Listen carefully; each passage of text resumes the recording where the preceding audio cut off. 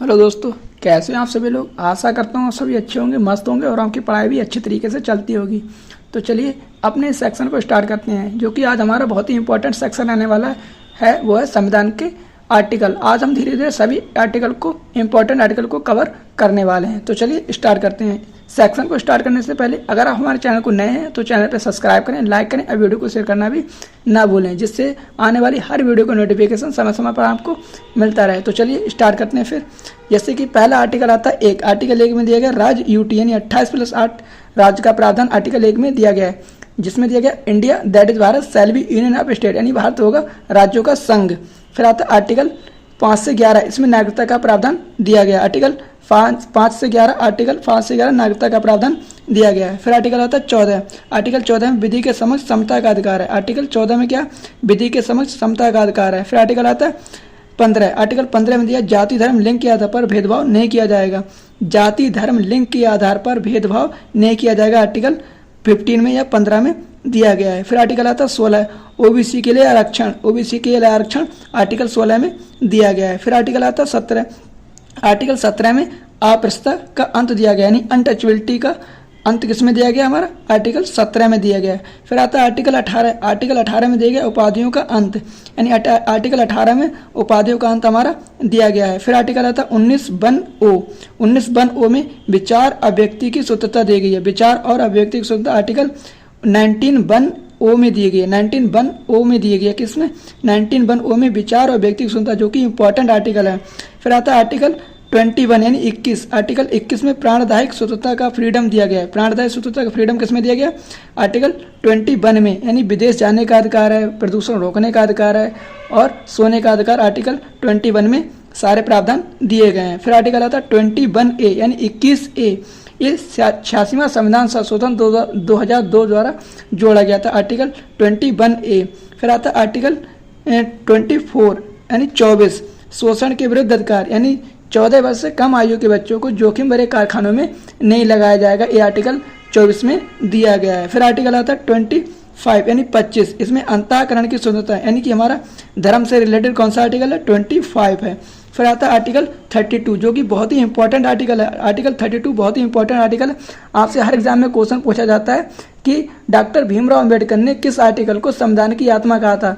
तो डॉक्टर भीमराव अम्बेडकर ने आर्टिकल 32 यानी 32 को संविधान की आत्मा कहा था, क्योंकि इसमें हमारी सुप्रीम कोर्ट 5 रिट जारी करता है, जो कि इसमें प्रावधान दिया गया है, जो कि है हैबियस कॉर्पस, मंडामस, क्यो वारंटो, सैट्योरी, प्रोहिबिशन। जो 5 प्रकार के रिट हमारी सुप्रीम कोर्ट इसे जारी करता है। फिर आता है article 37 DPSP no change in court, यानी डीपीएसपी को न्यायालय में परिवर्तन नहीं किया जा सकता है। आर्टिकल 37 यानी 37 में इसका प्रावधान दिया गया है। फिर आर्टिकल आता है 38। आर्टिकल 38 यानी 38 में दिया गया लोक कल्याणकारी राज्य, यानी राज्य ऐसी व्यवस्था करेगा जो आर्थिक रूप से कल्याणकारी हो। आर्टिकल 38 में इसका प्रावधान दिया गया है। फिर आर्टिकल आता है 39A यानी 39A, इसके लिए निःशुल्क विधिक सहायता का प्रावधान दिया गया है, यानी आर्टिकल 39A में दिया गया निःशुल्क विधिक सहायता का प्रावधान दिया गया है, यानी आर्थिक रूप से कमजोर लोगों को निःशुल्क विधिक सहायता प्रावधान करने का अधिकार राज्य को है। फिर आर्टिकल आता है 40, जो कि बहुत ही इंपॉर्टेंट आर्टिकल है।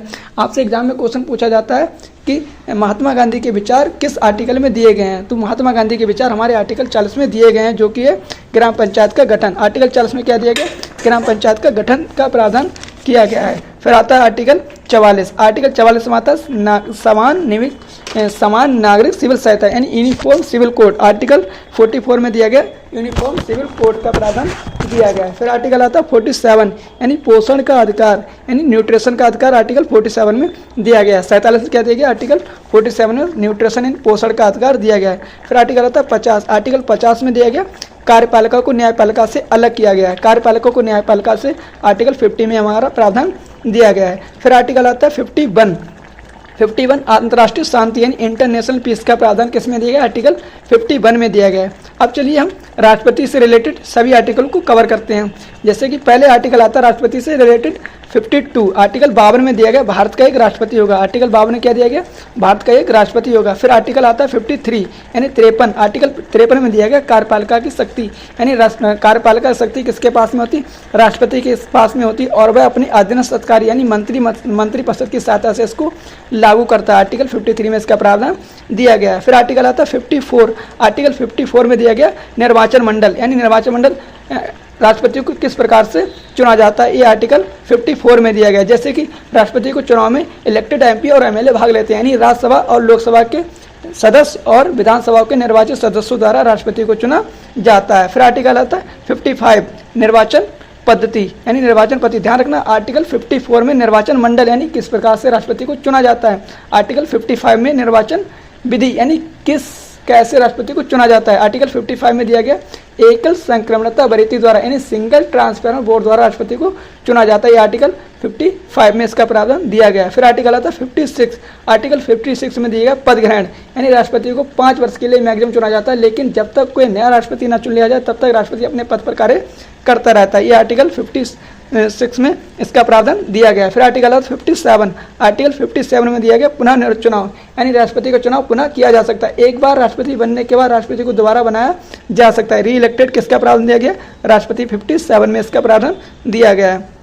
फिर आता है आर्टिकल 58। आर्टिकल 58 में वेतन भत्ते का प्रावधान दिया गया यानी राष्ट्रपति को कितना क्या वेतन मिलेगा, आर्टिकल 58 में दिया गया यानी 58 में इसका प्रावधान दिया गया। फिर आर्टिकल आता है 60 यानी 60। इसमें शपथ का उल्लेख है यानी अफर्मेशन का उल्लेख किसमें, 60 में इसका उल्लेख दिया गया। आर्टिकल 60 में राष्ट्रपति से शपथ का उल्लेख दिया गया है। फिर आता है आर्टिकल 61 यानी 61। आर्टिकल 61 में दिया गया महाभियोग यानी इम्पीचमेंट। आर्टिकल 61 में क्या दिया गया, महाभियोग इम्पीचमेंट का प्रावधान किस में दिया गया, आर्टिकल 61 में दिया गया। फिर आर्टिकल आता है 63 जो कि उपराष्ट्रपति का है। आर्टिकल 63 में दिया गया उपराष्ट्रपति होगा, भारत का क्या होगा, उपराष्ट्रपति होगा।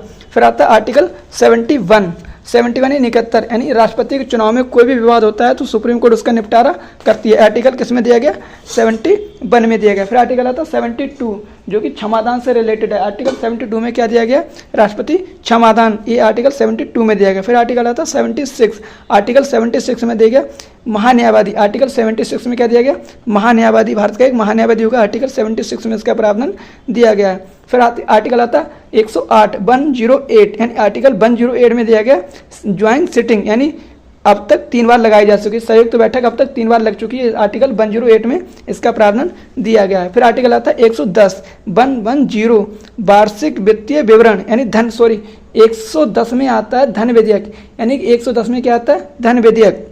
आर्टिकल 110 में धन विधेयक का प्रावधान दिया गया, ध्यान रखना। फिर आर्टिकल आता है 112 यानी 112। आर्टिकल 112 में दिया गया वार्षिक वित्तीय विवरण एनुअल फाइनेंशियल स्टेटमेंट। ये आर्टिकल 112 में दिया गया यानी 112 में यानी 112 में इसका प्रावधान दिया गया। फिर आर्टिकल आता है 123। आर्टिकल 123 में दिया गया राष्ट्रपति का अध्यादेश। राष्ट्रपति का अध्यादेश 123 में इसका प्रावधान दिया गया है। फिर आर्टिकल आता है 124। आर्टिकल 124 में सुप्रीम कोर्ट का उल्लेख दिया गया है। आर्टिकल 124 में क्या दिया गया, सुप्रीम कोर्ट का उल्लेख दिया गया है। फिर आर्टिकल आता है 129 इसमें क्या दिया गया, अभिलेख न्यायालय यानी जितनी भी सुप्रीम कोर्ट की कार्रवाई होगी वो सब क्या होगी, लिखित में होगी। आर्टिकल 129 में इसका प्रावधान दिया गया है। फिर आर्टिकल आता है 143।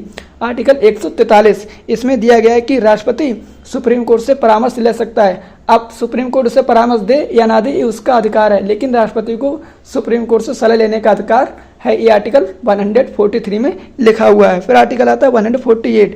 इसमें हमारा CAG यानी कैग का प्रावधान दिया गया आर्टिकल 148 में। फिर आता है आर्टिकल 153 यानी 153। आर्टिकल 153 में लिखा है प्रत्येक राज्य का एक राज्यपाल होगा। आर्टिकल 53 में लिखा है प्रत्येक राज्य का एक राज्यपाल होगा। ये आर्टिकल 153 में लिखा हुआ है। फिर आता है आर्टिकल 161 क्षमादान यानी राज्यपाल का क्षमादान। आर्टिकल 161 ध्यान रखना, राष्ट्रपति का क्षमादान 72 में और राज्यपाल का क्षमादान 161 में दिया गया है। आर्टिकल 161 में क्या दिया, राज्यपाल का क्षमादान। फिर आता है आर्टिकल 165। इसमें देखिए एडवोकेट जनरल क्या दिया गया, एडवोकेट जनरल 165 में दिया गया एडवोकेट जनरल। फिर आता है आर्टिकल 213 यानी 213। इसमें क्या दिया गया, अध्यादेश यानी अध्यादेश, राष्ट्रपति का अध्यादेश 213 और राष्ट्रपति का अध्यादेश ध्यान रखना, राष्ट्रपति का अध्यादेश 123। इसमें 213 राज्यपाल का अध्यादेश किसमें 213 में दिया गया है यानी 213 में राज्यपाल का अध्यादेश दिया गया। फिर आर्टिकल है 214। आर्टिकल 214 में एक हाई कोर्ट का प्रावधान दिया गया। क्या दिया गया, आर्टिकल 214 में हाई कोर्ट का प्रावधान दिया गया है। फिर आर्टिकल आता है 215।